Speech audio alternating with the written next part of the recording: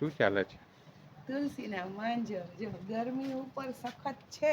હા. તુલસીના માંજર છે ને 4 દી ને 5 દી ના થાય ને તો એટલા બધા થઈ જાય ને એની આ વાત જો. જવા દો ને. એમાં તો હમણાં તો મમ્મી ને બધા હતા ને 2 મહિનાથી હાથ નથી દેવાના એટલા બધા થઈ જાય ને કે પછી હું તુલસી માતાજીને કહી દે ને છેટ પાછળથી તુલસીના માંજર કટ કરતી આવી.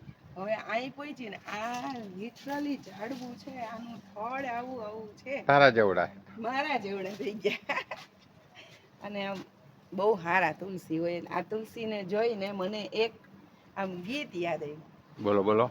तुलसी माता तुलसी पिता है तुलसी है चारों धाम हे माँ હે માં. આ જો આ બધું કટ કરવું એના માટે અમે આ કટર લીધું છે, કેમ કે એક એક માંજર તોડવામાં તો બહુ વાર લાગે.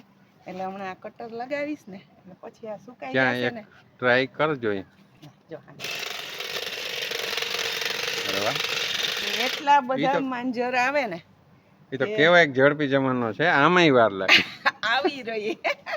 સરસ. પણ આપણે આ ઓલામાં તુલસી થાય છે એ જ બહુ ખુશીની વાત છે. અને આ સૌથી આમ જૂનામાં જૂના. આની પહેલા જે હતા ને એ તો 7 ફૂટના થયા હતા.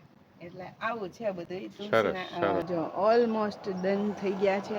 આ ગાંડીવેલના જે મોટા મોટા અહીંયા લટકતા હતા ને 4 દી અને 5 દી એટલી લાંબી થઈ જાય ને કે જો આવી રીતે એને પણ કટ કરી નાખી.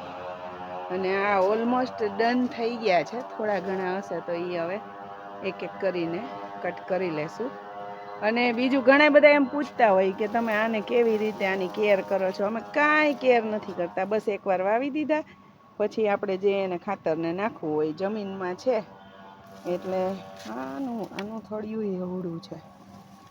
અને એકાત્રા પાણી પાઈએ છીએ. આજે પાયું હોય તો કાલે નહીં પાવાનું, પરમ દિવસે પાવાનું. અને ફૂલ એમ અમે તો દબદબાવીને પાણી પીવડાવીએ, એવું નહીં કે થોડું થોડું. પણ જો ભગવાનની મહેરબાની છે, મસ્ત કટ થઈ ગયા છે માંજર. અને હવે પાછા 15 દિવસમાં પાછા ગ્રો થઈ જશે. જો આવી રીતે સરસ એના બીએ નીકળે. ચા બનાવી છે આંટી. આટું આયા આંટી. ચલો